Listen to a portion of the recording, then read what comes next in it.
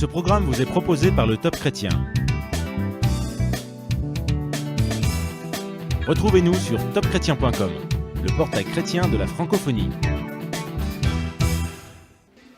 Je vous invite à ouvrir votre Bible dans le livre de l'Exode, au chapitre 13. Livre de l'Exode, au chapitre 13, s'il vous plaît. Certainement, à l'école, vous avez dû apprendre une règle.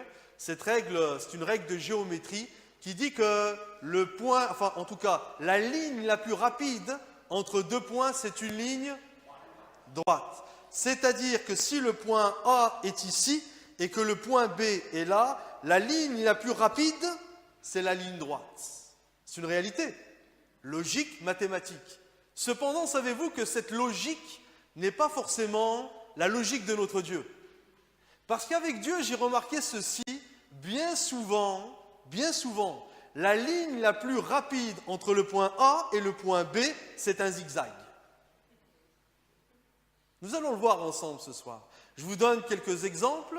Il y a une personne qui vient d'être embauchée, peut-être c'est le cas ici, vient d'être embauchée dans une société et il sait que c'est Dieu qui l'a conduit dans cette société. Et tout comme Joseph, il commence vraiment en bas de l'étage, il est vraiment dans le sous-sol. Et tout comme Joseph, un jour, il rêve d'être le Premier ministre, en tout cas, il rêve d'avoir un poste à responsabilité dans sa société. Et il sait que ça vient de Dieu. Ce n'est pas un délire personnel, ça vient de Dieu. Il le sait. C'est Dieu qui le conduit à aller, à avoir un jour des responsabilités. Alors il se fait ses plans.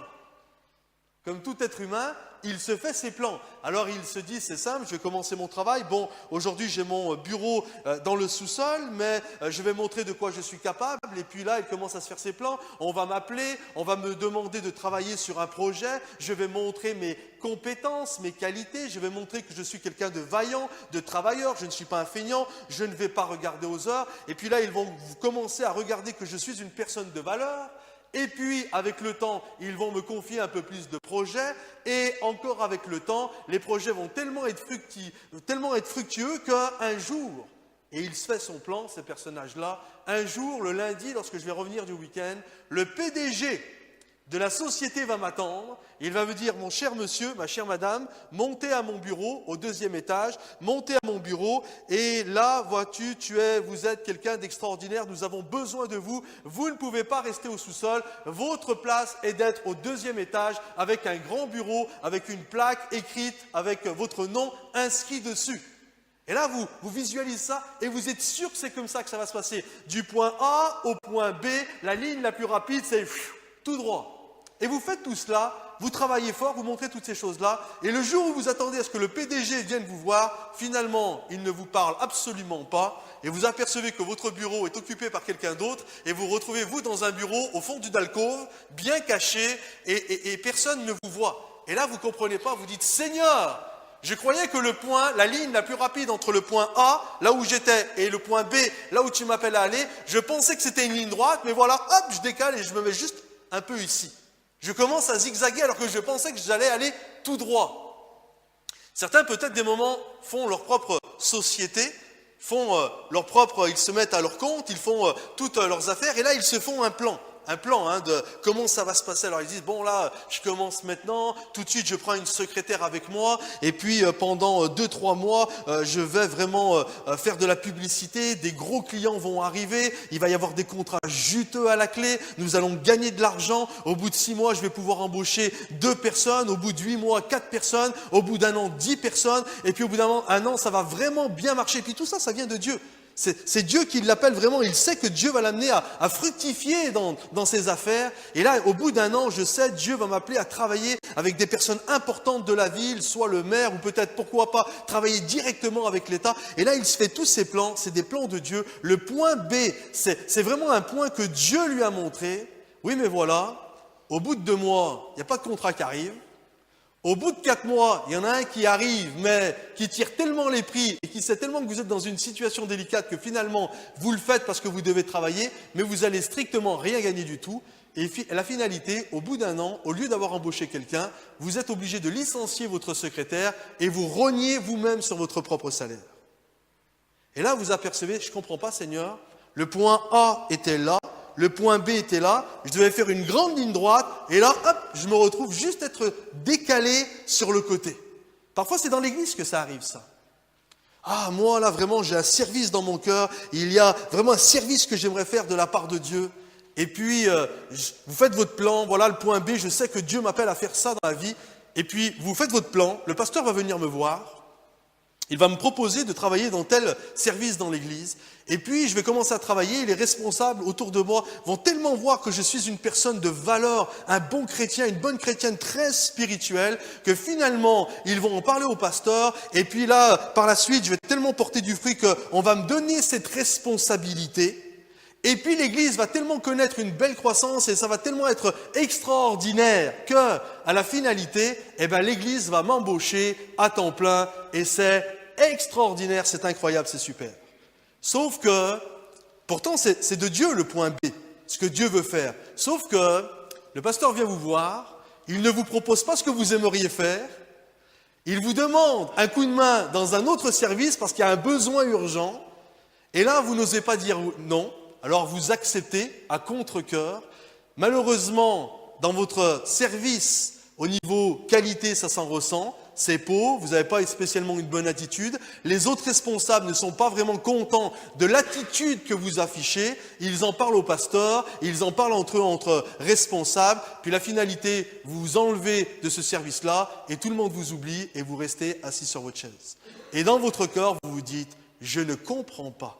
J'étais au point A, je sais que le point B vient de Dieu, je pensais qu'il allait avoir une belle ligne droite, mais voilà, Dieu me fait aller à gauche, Dieu me fait aller à droite, mais j'ai l'impression que je n'arrive pas à aller au point B, je n'arrive pas à aller où Dieu m'invite, où Dieu m'encourage à aller. Et j'aimerais vous encourager ce soir, parce que c'est un encouragement, vous allez le voir, j'aimerais vous encourager ce soir à réaliser que si pour la géométrie, la ligne la plus rapide entre le point A et le point B, c'est une ligne droite. Avec Dieu, c'est un zigzag. Et j'ai intitulé le message de ce soir, « Quand Dieu nous fait zigzaguer ». Quand Dieu nous fait zigzaguer. Alors nous allons regarder les raisons, parce qu'il y a des raisons pourquoi Dieu nous fait zigzaguer. Il y a des raisons extrêmement importantes. Nous allons voir le dessein de Dieu qui se cache sous cette raison, et nous allons voir également que Dieu, malgré tout cela, ne nous abandonne pas parce que son désir n'est pas que nous nous découragions. Son désir, c'est que nous arrivions au point B. Sauf qu'il veut nous apprendre des choses entre-temps pour que nous puissions arriver à bon port avec tout ce que Dieu veut nous donner en termes de promesses. Alors, juste pour planter le décor de ce que nous allons lire, cette histoire, ce récit se passe en Égypte. Il y a le peuple d'Israël qui va être libéré. Dieu a suscité un libérateur, vous connaissez, Moïse, et Dieu invite son peuple à quitter l'Égypte. Le point A, l'Égypte, Goshen. Le point A, c'est le point de départ. Et il invite son peuple, Dieu invite son peuple, toutes les personnes, à se rassembler à Goshen, et à partir de Goshen, ils doivent partir pour le point B. Le point B qui est Canaan. Le point B qui est le pays où coule le lait et le miel. Le point B qui est le lieu où sont enterrés les patriarches, Abraham, Isaac et Jacob. Le point A, de là où ils partent, l'Égypte. Le point B, Canaan. Et nous allons voir une chose importante, et c'est ce que nous allons retenir pour nous ce soir. Nous allons faire cette lecture, Exode chapitre 13, vous y êtes? Exode chapitre 13, tout le peuple est réuni, ils sont prêts à quitter l'Égypte où ils ont été esclaves, pour aller au point B, Canaan. Chapitre 13, et nous allons lire le verset 17 et le verset 18. Il est dit ceci, Exode 13, 17. Lorsque le Pharaon laissa partir le peuple, Dieu ne le conduisit point par le chemin du pays des Philistins, quoique le plus proche ou le plus rapide. Car Dieu disait, le peuple pourrait avoir du regret en voyant la guerre et retourner en Égypte. Mais Dieu fit faire un détour au peuple par le chemin du désert vers la mer des Joncs ou la mer Rouge. Les Israélites montèrent tout équipés hors du pays d'Égypte. Amen. Premièrement, si tu peux faire suivre, le Saint-Esprit, Dieu, nous conduit parfois délibérément sur un chemin en zigzag vers l'accomplissement des bons plans qu'il a pour nous. Dieu ne se trompe pas lorsqu'il nous fait partir à l'opposé. Dieu a un plan. Et son plan, c'est de nous amener au point B pour que nous puissions vraiment accomplir et saisir ce que Dieu veut nous donner. Alors pour que vous puissiez bien comprendre ce que les Israéliens, ce que le peuple hébreu a vécu, j'ai mis la carte. Si tu peux mettre l'autre diapo, s'il te plaît. Voilà, voyez la ligne verte que vous voyez ici, le point A, Goshen, et le point B, Canaan. Il y avait cette route qui était une route internationale, c'était une route où la plupart des gens qui faisaient du commerce empruntaient. Ça, c'est la route verte, c'est la route, le chemin le plus rapide. Hein, la ligne la plus rapide entre le point A et le point B, c'est celle-là. Et Dieu leur demande quoi? Il les fait partir, c'est la ligne rouge, il les fait partir carrément au sud. C'est-à-dire qu'ils devaient aller au nord, et Dieu les fait partir au sud. Et qu'on s'entende bien, ce n'est pas une histoire de désobéissance. Après, ils vont rester 40 ans dans le désert à cause de la désobéissance, mais au début, il n'y a aucune désobéissance. Mais Dieu estime que pour le peuple, c'est important d'aller à l'inverse et non pas d'aller au nord, d'aller au sud et non pas d'aller au nord. Pour eux, c'est extrêmement important. Vous savez, c'était le dessein de Dieu. C'est consciemment que Dieu fait ça. Ne croyons pas que Dieu a sa boussole qui est cassée. Sa boussole n'est pas cassée. Dieu sait très bien ce qu'il fait. La feuille de route qu'il a établie est claire, elle est précise. Dieu ne se trompe pas, il a un bon sens de l'orientation. Il n'a pas attendu que le GPS arrive pour savoir les bonnes routes. Mais Dieu, de manière très consciente et avec son dessein divin, il va amener le peuple non pas à prendre cette chemin, cette ligne la plus rapide, mais il va inviter le peuple à descendre. C'était le dessein de Dieu. Et je crois que Dieu agit pareillement avec nous. Dieu agit pareillement avec nous. C'est pourquoi nous devons comprendre ceci, que la raison pour laquelle nous empruntons cette route en zigzag est qu'un éventuel obstacle présent sur la route directe nous empêcherait d'atteindre le but. Entre le point A et le point B, nous l'avons lu ensemble et nous allons le relire, entre le point A et le point B, Dieu a décelé qu'il y avait un point difficile, qu'il y avait un piège, et Dieu s'est dit, et il avait raison, Dieu est omniscient, il connaît toutes choses, il s'est dit, s'il passe par ce que eux imaginent la ligne la plus rapide, ce qui va se passer, ils vont se casser les dents, il va y avoir un piège, et la finalité, ils vont retourner en Égypte et rien ne va se faire. Voyez-vous? Alors pour éviter, parce que le point B, souvenez-vous, c'est de Dieu, alors Dieu va leur demander, allez d'abord dans le sud. Descendez d'abord, allez d'abord dans le sud, allez d'abord dans le désert.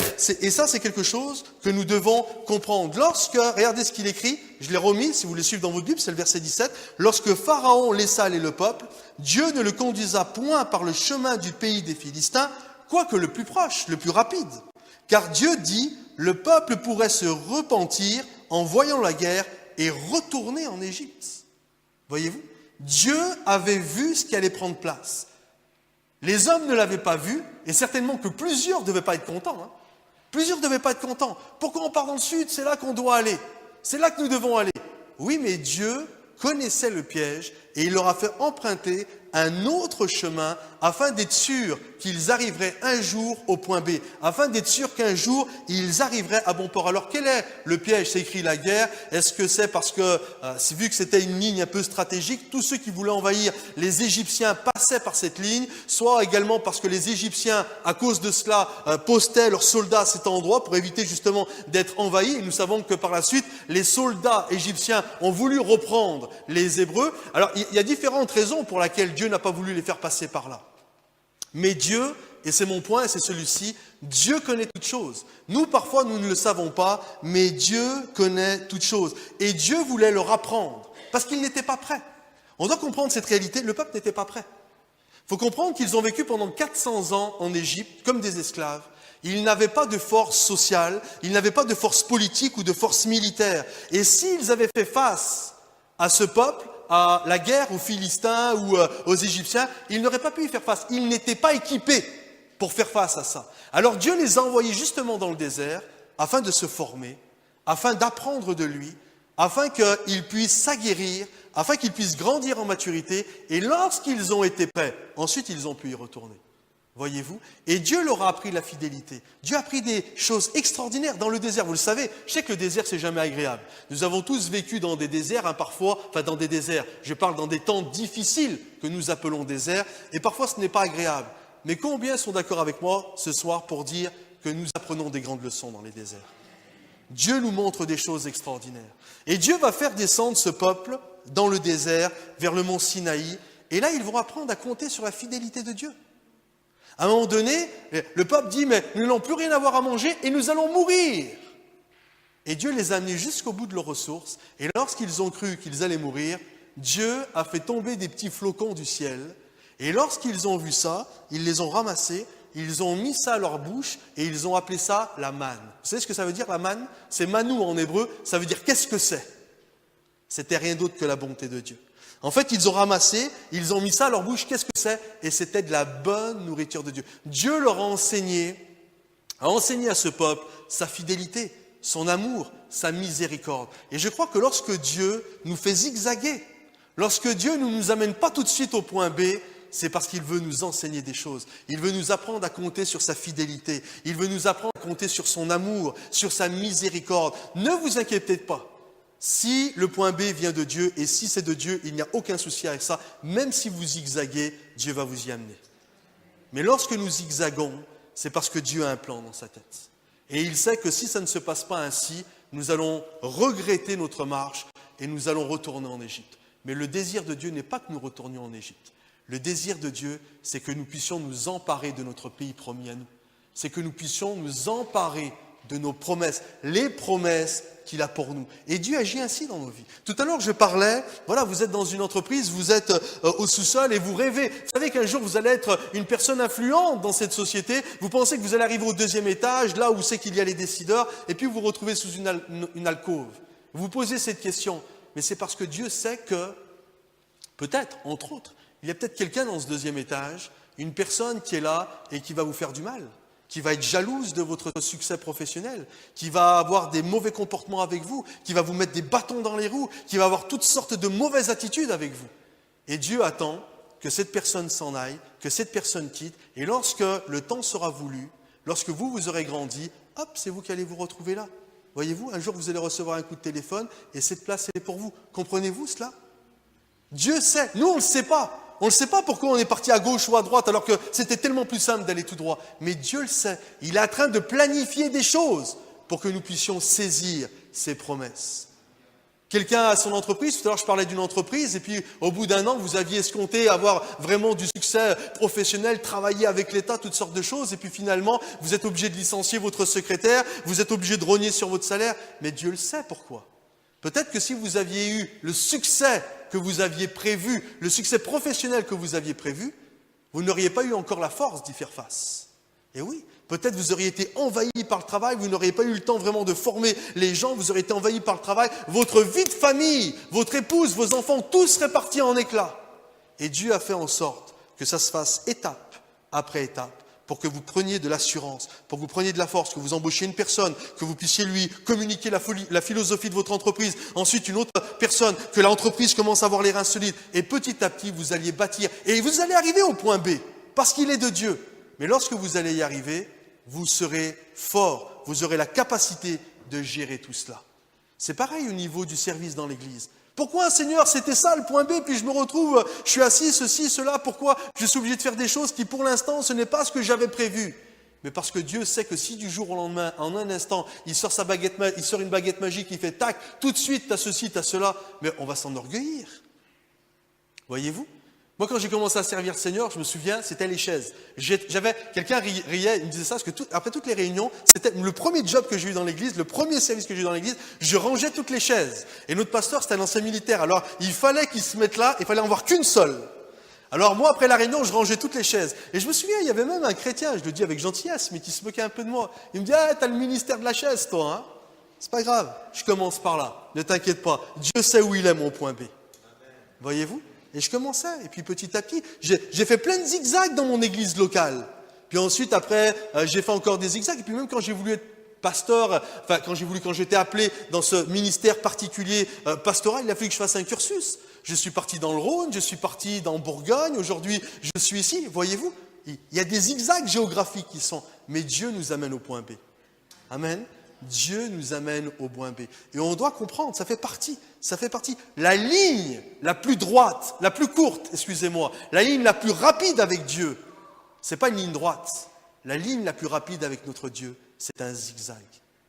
Mais lorsque nous le comprenons, lorsque nous acceptons que Dieu nous forme, lorsque nous sommes à son écoute, le Saint-Esprit est là et il nous conduit. Amen. Il nous conduit. Alors, le Saint-Esprit, Dieu ne cesse de nous encourager sur ce chemin en zigzag par des rappels de ses bonnes intentions et en nous donnant la sensation tangible de sa présence. Amen. Dieu nous encourage. En attendant que nous arrivions au point B, il y a souvent des mots d'encouragement. Vous êtes dans votre entreprise, vous êtes au sous-sol et puis quelqu'un vous dit « mais tu n'as pas eu encore des responsabilités ?» Parce que c'est évident que, je veux dire, tu as l'étoffe. Ah, ça vous encourage. Ah, les gens remarquent. Ah, tu es encore là, tu fais ça, tu n'as pas encore fait ceci, tu n'as pas encore... Ah, ça nous encourage. Et souvent, Dieu nous encourage. Que ce soit, j'espère que je vous encourage ce soir à travers ce message. Mais il y a des paroles qui sont données. Des paroles de connaissance, des paroles prophétiques, il y a des dons spirituels qui sont communiqués. Il y a des frères, des sœurs qui vous parlent, qui ressentent des choses de la part de Dieu. Et avec amour, ils viennent vous parler, tiens, le Seigneur. Et c'est toutes des paroles, c'est là, ça nous fait du bien. Nous n'y sommes pas encore au point B, mais Dieu nous rappelle qu'un jour nous y serons. Alors avec humilité, avec respect, avec douceur, on dit « Seigneur, je sais que tu ne m'as pas oublié, je sais qu'un jour je dois aller au point B et je continue à avancer. » Il y avait un rappel au milieu d'eux qui était extrêmement...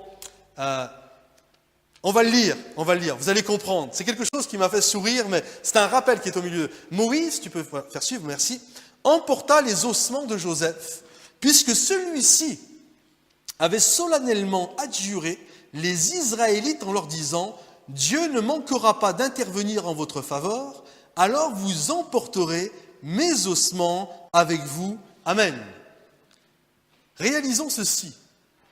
Les ossements de Joseph, au milieu du peuple de Dieu, c'était le rappel du point B. Comprenez-vous? Joseph avait fait adjurer aux Israélites que le jour où ils quitteraient l'Égypte, il fallait que le peuple ramène ses ossements dans le pays promis. Ce qui veut dire que le peuple, lorsqu'ils ont été dans le sud, alors que pensaient aller dans le nord en Canaan, et qu'ils ont été dans le sud, dans le désert, ils ont été dans le sud, mais au milieu du peuple, il y avait le cercueil de Joseph. Il y avait les os de Joseph. Et certainement que certains devaient se dire, mais je comprends pas, c'est là-bas qu'on doit aller. Et puis certains, vous savez, des moments, quand il n'y a plus cette vision, on ne sait plus où on va. Mais là, ils ne pouvaient pas oublier. Parce que sans cesse, les os de Joseph étaient au milieu du peuple. Et les os de Joseph, les ossements de Joseph, étaient pour eux un rappel, comme une borne, un rappel de l'endroit où ils devaient aller. Voyez-vous? Ils ne pouvaient pas oublier là où ils devaient aller, parce que les ossements de Joseph leur rappelaient sans cesse que le point B, c'était Canaan, et pas le désert. Le point B, c'était Canaan. Et de la même manière, Dieu nous rappelle toujours, avec des paroles, avec des mots, avec des messages, avec de l'encouragement. Dieu nous rappelle toujours, ne nous endormons pas, ne mourrons pas au désert. On ne veut pas mourir au désert. Vous êtes d'accord avec ça? Nous voulons les leçons du désert, mais nous ne voulons pas mourir au désert. Nous voulons aller au point B. Nous voulons nous emparer des promesses que Dieu a pour nous. Et les ossements de Joseph étaient là pour leur rappeler qu'un jour, ces os devaient être enterrés dans le pays où étaient enterrés Abraham, Isaac et Jacob. Amen. Également, il y avait un autre appel sans cesse au milieu d'eux, c'était le tabernacle et le Saint-Esprit. Vous voyez, cette colonne de feu, c'était le Saint-Esprit. C'était extraordinaire quand même ce qu'ils ont vécu. Le jour, c'était une nuée, et le soir, c'était une colonne de feu. Et le Saint-Esprit était là, et il les guidait. Alors certainement que de temps en temps, ils voyaient le Saint-Esprit qui les conduisait dans le sud, et puis en même temps, ils voyaient le cercueil de Joseph, et ils devaient se dire, mais le cercueil, il doit aller là, et le Saint-Esprit nous conduit là. Qu'est-ce qui se passe? Oui, mais souvenez-vous de ceci, la ligne la plus rapide entre le point A et le point B pour Dieu, ce n'est pas une ligne droite, c'est un zigzag. Il enseignait. Dieu enseignait à son peuple, Dieu révélait à son peuple, Dieu apprenait la miséricorde, Dieu apprenait la sainteté, Dieu apprenait sa fidélité, Dieu apprenait ses compassions au peuple. Et lorsque le peuple a été prêt, alors ils sont rentrés au point B. Parce que le désir de Dieu pour eux, le désir de Dieu pour moi, le désir de Dieu pour chacun dans ce lieu, c'est que nous puissions arriver au point B, que nous puissions saisir la promesse que Dieu a pour nous. Amen. Le Saint-Esprit dans notre vie, nous sommes le temple du Saint-Esprit. Le Saint-Esprit est cette personne de l'Esprit qui est à nos côtés, qui nous a été donné le jour où nous avons donné notre vie à Jésus. La Bible nous dit que nous avons été scellés de son Esprit. L'Esprit de Dieu, cette colonne extraordinaire, elle est là, mais elle est au-dedans de nous. Elle est au-dedans de nous. Et nous voulons la suivre. Et même si parfois nous ne comprenons pas, nous voulons la suivre. Nous voulons la suivre parce que nous savons que quoi qu'il arrive, l'Esprit va toujours nous amener aux promesses de Dieu. Amen. Alors en conclusion, j'aimerais vous dire ceci. Dieu nous fait parfois emprunter un chemin différent pour nous conduire à notre destination promise. Ce chemin peut être un zigzag. Suivez-le sans crainte. Dieu ne nous fera jamais de mal. Dieu ne vous fera jamais de mal. Même si parfois nous ne comprenons pas, ça nous est arrivé. Je pense à tous, moi ça m'est arrivé. Parfois nous ne comprenons pas, mais Dieu sait toutes choses. Et ce qu'il fait, il ne le fait pas pour nous faire du mal. Il le fait parce que Dieu a un plan précis. Il a un enseignement précis. Il veut nous conduire et nous voulons le suivre. Amen. Et même si nous allons à gauche ou à droite, lorsque nous pensons de tout notre cœur que le plus rapide, ça serait là, mais Dieu nous conduit. Dieu nous conduit et nous avançons avec notre Dieu. Amen. J'aimerais vous inviter à courber vos têtes un instant, j'aimerais prier.